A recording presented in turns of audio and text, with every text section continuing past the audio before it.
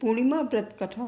द्वापर युग में एक समय की बात है कि यशोदा जी ने कृष्ण से कहा, हे कृष्ण, तुम सारे संसार के उत्पन्न करता, पोषक तथा उसके संहार करता हो। आज कोई ऐसा व्रत मुझसे कहो जिसके करने से मृत्यु लोक में स्त्रियों को विधवा होने का भय न रहे तथा यह व्रत सभी मनुष्यों की मनोकामना पूर्ण करने वाला है। श्री कृष्ण कहने लगे, हे माता, तुमने अति सुंदर प्रश्न किया है। मैं तुमसे ऐसे ही व्रत को सविस्तार कहता हूँ। सौभाग्य की प्राप्ति के लिए स्त्रियों को 32 पूर्णमासियों का व्रत करना चाहिए। इस व्रत के करने से स्त्रियों को सौभाग्य संपत्ति मिलती है। यह व्रत अचल सौभाग्य देने वाला एवं भगवान शिव के प्रति मनुष्य मात्र की भक्ति को बढ़ाने वाला है। यशोदा जी कहने लगी, हे कृष्ण, सर्वप्रथम इस व्रत को मृत्युलोक में किसने किया था, इसके विषय में विस्तार पूर्वक मुझसे कहो। श्री कृष्ण जी कहने लगे कि इस भूमंडल पर एक अत्यंत प्रसिद्ध राजा चंद्रहास से पालित अनेक प्रकार के रत्नों से परिपूर्ण कार्तिका नाम की एक नगरी थी। वहाँ पर धनेश्वर का एक ब्राह्मण था और उसकी स्त्री अति सुशीला रूपवती थी। दोनों ही उस नगरी में बड़े प्रेम के साथ रहते थे। घर में धन धान्य आदि की कमी नहीं थी। उनको एक बड़ा दुख था, उनके कोई संतान नहीं थी। इस दुख से वे अत्यंत दुखी रहते थे। एक समय एक बड़ा तपस्वी योगी उस नगरी में आया। वह योगी उस ब्राह्मण के घर को छोड़कर अन्य सब घरों से भिक्षा लाकर भोजन किया करता था। रूपवती से वह भिक्षा नहीं लिया करता था। उस योगी ने एक दिन रूपवती से भिक्षा न लेकर किसी अन्य घर से भिक्षा लेकर गंगा किनारे जाकर भिक्षान्न को प्रेम पूर्वक खा रहा था कि धनेश्वर ने योगी का यह सब कार्य किसी प्रकार से देख लिया। अपनी भिक्षा के अनादर से दुखी होकर धनेश्वर योगी से बोला, महात्मा, आप सब घरों से भिक्षा लेते हैं परंतु मेरे घर की भिक्षा कभी भी नहीं लेते, इसका कारण क्या है? योगी ने कहा, निसंतान के घर की भीख पतितों के अन्न के तुल्य होती है और जो पतितों का अन्न खाता है वह भी पतित हो जाता है। चूँकि तुम निसंतान हो, अतः पतित हो जाने के भय से मैं तुम्हारे घर की भिक्षा नहीं लेता हूँ। धनेश्वर यह बात सुनकर अपने मन में बहुत दुखी हुआ और हाथ जोड़कर योगी के पैरों पर गिर पड़ा तथा आर्द्र भाव से कहने लगा, हे महाराज, यदि ऐसा है तो आप मुझको पुत्र प्राप्ति का उपाय बताइए। आप सर्वज्ञ हैं, मुझ पर अवश्य ही यह कृपा कीजिए। धन की मेरे घर में कोई कमी नहीं, परंतु मैं पुत्र न होने के कारण अत्यंत दुखी हूँ। आप मेरे इस दुख का हरण करें। आप सामर्थ्यवान हैं। यह सुनकर योगी कहने लगे, हे ब्राह्मण, तुम चंडी की आराधना करो। घर आकर उसने अपने स्त्री से सब वृतांत कहा और स्वयं तप के निमित्त वन में चला गया। वन में जाकर उसने चंडी की उपासना की और उपवास किया। चंडी ने 16वें दिन उसको स्वप्न में दर्शन दिया और कहा, हे धनेश्वर, जा, तेरे पुत्र होगा, परंतु वह 16 वर्ष की आयु में ही मृत्यु को प्राप्त हो जाएगा। यदि तुम दोनों स्त्री पुरुष 32 पूर्णमासियों का व्रत विधि पूर्वक करोगे तो वह दीर्घायु होगा। जितनी तुम्हारी सामर्थ्य है, आटे के दिए बनाकर शिवजी पूजन करना, परंतु पूर्णमासी के व्रत 32 हो जाने चाहिए। प्रातः काल होने पर इस स्थान के समीप ही तुम्हें एक आम का वृक्ष दिखाई देगा। उस पर तुम चढ़कर एक फल तोड़कर शीघ्र अपने घर चले जाना। अपनी स्त्री से सब वृतांत कहना। ऋतु स्नान के पश्चात वह स्वच्छ होकर श्री शंकर जी का ध्यान करके उस फल को खा लेगी। तब शंकर भगवान की कृपा से उसको गर्व हो जाएगा। जब वह ब्राह्मण प्रातःकाल उठा तो उसने उस स्थान के पास ही एक आम का वृक्ष देखा, जिस पर एक अत्यंत सुंदर आम का फल लगा हुआ था। उस ब्राह्मण ने उस आम के वृक्ष पर चढ़कर उस फल को तोड़ने का प्रयत्न किया, परंतु वृक्ष पर कई बार प्रयत्न करने पर भी वह न चढ़ पाया।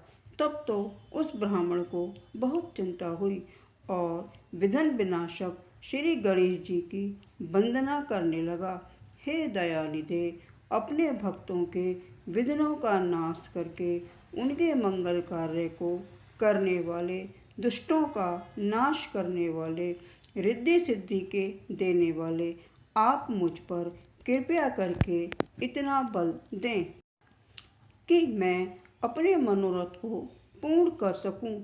इस प्रकार गणेश जी की प्रार्थना करने पर उनकी कृपा से धनेश्वर वृक्ष पर चढ़ गया और उसने एक अति सुंदर आम का फल देखा। उसने विचार किया कि जो वरदान से फल मिला था वह यह है और कोई फल दिखाई नहीं देता। उस धनेश्वर ब्राह्मण ने जल्दी से उस फल को तोड़कर अपनी स्त्री को ला कर दिया और उसकी स्त्री ने अपने पति के कथनानुसार उस फल को खा लिया और वह गर्भवती हो गई। देवी जी की असीम कृपा से उसे एक अत्यंत सुंदर पुत्र उत्पन्न हुआ, जिसका नाम उन्होंने देवीदास रखा। माता पिता के हर्ष और शोक के साथ वह बालक शुक्ल पक्ष के चंद्रमा की भांति अपने पिता के घर में बढ़ने लगा। भवानी की कृपा से वह बालक बहुत ही सुंदर, सुशील और विद्या पढ़ने में बहुत ही निपुण हो गया। दुर्गा जी की आज्ञा अनुसार उसकी माता ने 32 पूर्णमासी का व्रत रखना प्रारंभ कर दिया था, जिससे उसका पुत्र बड़ी आयु वाला हो जाए। 16वां वर्ष लगते ही देवीदास के माता पिता को बड़ी चिंता हो गई कि कहीं उनके पुत्र की इस वर्ष मृत्यु न हो जाए। इसलिए उन्होंने अपने मन में विचार किया कि यदि वह दुर्घटना उनके सामने हो गई तो वे कैसे सहन कर सकेंगे। अस्तु उन्होंने देवीदास के मामा को बुलाया और कहा कि हमारी इच्छा है कि देवीदास 1 वर्ष तक काशी में जाकर विद्या अध्ययन करे और उसको अकेला भी नहीं छोड़ना चाहिए। इसलिए साथ में तुम चले जाओ और 1 वर्ष के पश्चात इसको वापस लौटा लाना। सब प्रबंध करके माता पिता ने काशी जाने के लिए देवीदास को एक घोड़े पर बैठाकर उसके मामा को उसके साथ कर दिया, किंतु यह बात उसके मामा या किसी और से नहीं की। धनेश्वर ने सपत्नीक अपने पुत्र की मंगल कामना तथा दीर्घायु के लिए भगवती दुर्गा की आराधना और पूर्णमासियों का व्रत करना आरंभ कर दिया। इस प्रकार 32 पूर्णमासियों का व्रत पूरा किया। कुछ समय पश्चात एक दिन वह मामा और भांजा मार्ग में रात बिताने के लिए किसी गांव में ठहरे हुए थे। उस दिन उस गांव में ब्राह्मण की अति सुंदर, सुशीला और गुणवती कन्या का विवाह होने वाला था। जिस धर्मशाला के अंदर वर और उसकी बारात ठहरी हुई थी, उसी धर्मशाला में देवीदास और उसके मामा भी ठहरे हुए थे। संयोगवश कन्या को तेल आदि चढ़ाकर मंडप आदि का कार्य किया गया तो लगन के समय वर को धनुर्वात हो गया। इसलिए वर के पिता ने अपने कुटुंबियों से विमर्श करके निश्चय किया कि वे देवीदास मेरे पुत्र जैसा ही सुंदर है, मैं इसके साथ ही लगन करवा दूं और बाद में विवाह के अन्य कार्य मेरे लड़के के साथ हो जाएंगे। ऐसा सोचकर देवीदास के मामा से जाकर बोला कि तुम थोड़ी देर के लिए अपना भांजा हमें दे दो, जिससे विवाह के लगन का सब कार्य सुचारू रूप से हो सके। तब देवीदास का मामा कहने लगा, जो कुछ भी वधू पक्ष से कन्यादान के समय वर को मिले वह सब हमें दे दिया जाए, तो मेरा भांजा इस बारात का दूल्हा बन जाएगा। बात वर के पिता ने स्वीकार कर लेने पर उसने अपना भांजा वर बनाने के लिए भेज दिया और उसके साथ सब विवाह कार्य विधि पूर्वक संपन्न हो गए। पत्नी के साथ वह भोजन करने लगा तो उसके मन में सोचने लगा कि न जाने ये किसकी स्त्री होगी। वह एकांत में यही सोच सोचकर अपने कर्म श्वास छोड़ने लगा और उसकी आंखों में आंसू भी आ गए। तब लड़की ने पूछा, क्या बात है, आप इतने उदासीन व दुखी क्यों हो रहे हैं। तब उसने सब बातें जो वर के पिता और उसके मामा में हुई थी लड़की को बता दी। तब कन्या कहने लगी, यह ब्रह्म विवाह के विपरीत कैसे हो सकता है। देव, ब्राह्मण और अग्नि के सामने मैंने आपको ही अपना पति माना है, इसलिए आप ही मेरे पति हैं। मैं आपकी ही पत्नी रहूंगी, अन्य किसी की कदापि नहीं। देवीदास ने कहा, ऐसा मत करिए, क्योंकि मेरी आयु बहुत कम है। मेरे पश्चात आपकी क्या गति होगी। इन बातों को अच्छी तरह विचार कर लो।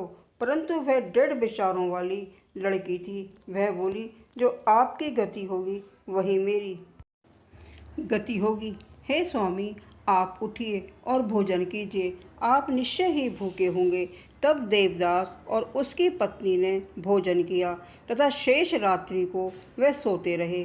प्रातःकाल देवीदास ने अपनी पत्नी को 3 नागों से जड़ी हुई एक अंगूठी दी और एक रुमाल दिया और बोला, हे प्रिय, इसे लो और संकेत समझकर स्थिरचित हो जाओ। मेरा मरण और जीवन जानने के लिए एक पुष्प वाटिका बना लो, उसमें सुगंधि वाले एक नव मल्लिका लगाओ और उसको प्रतिदिन जल से सींचा करो और आनंद के साथ खेलो और उत्सव मनाओ। जिस समय और जिस दिन मेरा प्राणांत होगा यह फूल सूख जाएंगे और जब ये फिर से हरे हो जाएं तो समझ लेना मैं जीवित हूँ। यह बात निश्चय करके समझ लेना, इसमें कोई भी संशय नहीं है। इतना कहकर देवीदास वहाँ से चला गया। प्रातःकाल होते ही वहाँ पर गाजे बाजे बजने लगे और जिस समय विवाह कार्य समाप्त करने के लिए वर तथा सब बाराती मंडप में आए तो कन्या ने वर को भली प्रकार से देखकर अपने पिता से कहा, यह मेरा पति नहीं है, मेरा पति वही है जिसके साथ रात्रि में मेरा पानी ग्रहण हुआ था। इसके साथ मेरा विवाह नहीं हुआ। यदि यह वही पुरुष है तो बताइए कि मैंने इसको क्या दिया। वधू पक्ष और कन्या पक्ष कन्यादान के समय जो आभूषण आदि दिए गए थे वो दिखाएं तथा रात में क्या गुप्त बातें मैंने इनसे कही वह सब सुनाएं। पिता ने उसके कहे अनुसार वर को बुलाया। कन्या की यह सब बातें सुनकर वह कहने लगा, मैं कुछ भी नहीं जानता। इसके पश्चात लज्जित होकर वह अपना सा मुँह लेकर चला गया और सारी बारात भी अपमानित होकर वहाँ से लौट गई। भगवान श्री कृष्ण बोले, हे माता, इस प्रकार देवीदास काशी विद्या अर्जन के लिए चला गया। जब कुछ समय बीत गया तो काल से प्रेरित होकर एक सर्प रात्रि के समय उसको डसने के लिए वहाँ पर आया। उस विषधर के प्रभाव से उसके शयन का स्थान चारों ओर से विष की ज्वाला से विषैला हो गया, परंतु व्रत के प्रभाव से उसको काट नहीं पाया, क्योंकि पहले ही उसकी माता ने 32 पूर्णमासी का व्रत रखा था। इसके बाद मध्याह्न के समय स्वयं काल वहाँ आया और उसके शरीर से प्राणों को निकालने का प्रयत्न करने लगा, जिससे वह मूर्छित होकर पृथ्वी पर गिर गया।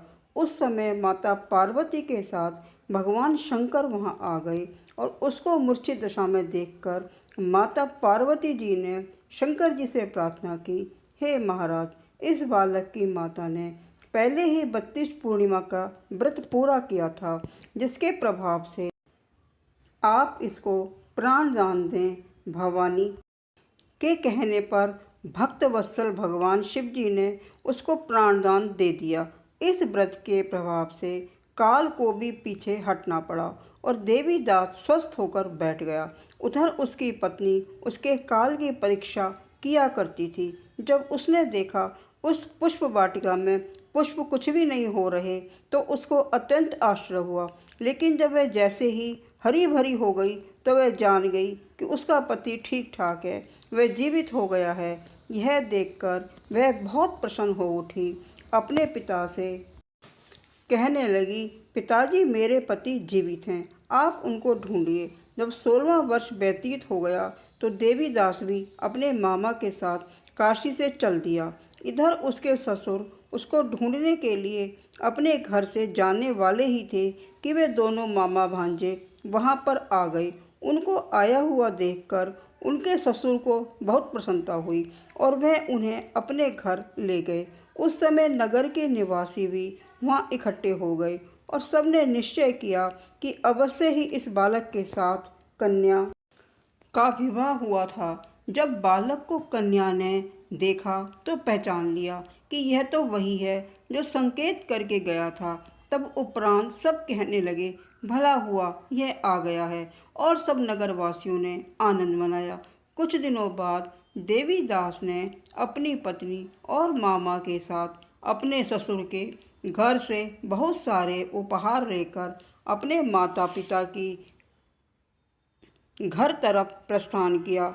जब वे अपने गांव के निकट पहुंच गए तो कई लोगों ने उसे देखकर उसके माता पिता को पहले ही खबर दे दी कि तुम्हारा पुत्र देवीदास अपनी पत्नी और मामा के सहित आ रहा है। ऐसा समाचार सुनकर माता पिता को विश्वास नहीं हुआ, परंतु जब और लोगों ने भी आकर यही बात उन्हें बताई तो उनको बड़ा आश्चर्य हुआ। लेकिन थोड़ी देर में देवीदास ने आकर अपने माता पिता के चरणों में अपना सर रखकर प्रणाम किया और उसकी पत्नी ने अपनी सास ससुर के चरणों में स्पर्श किया तो माता पिता ने अपने पुत्र और पुत्रवधू को हृदय से लगा लिया और दोनों की आंखों में प्रेम अश्रु बह चले और अपने पुत्र और पुत्रवधू के आने की खुशी में धनेश्वर ने बड़ा ही भरी उत्सव किया और ब्राह्मणों को दान दक्षिणा देकर प्रसन्न किया।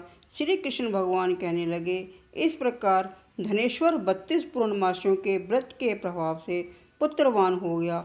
जो भी स्त्रियां 32 पूर्णमासी के व्रत को करती हैं वे जन्म जन्मांतर में वैधव्य का दुख नहीं भोगती और सदैव सौभाग्यवती रहती हैं।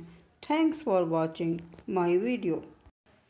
अगर आपको मेरी कहानी अच्छी लगी हो तो लाइक और शेयर करें। अगर आप मेरे चैनल पर नए हो तो मेरे चैनल को सब्सक्राइब करें और अपने सुझाव कमेंट बॉक्स में अवश्य लिखें। धन्यवाद।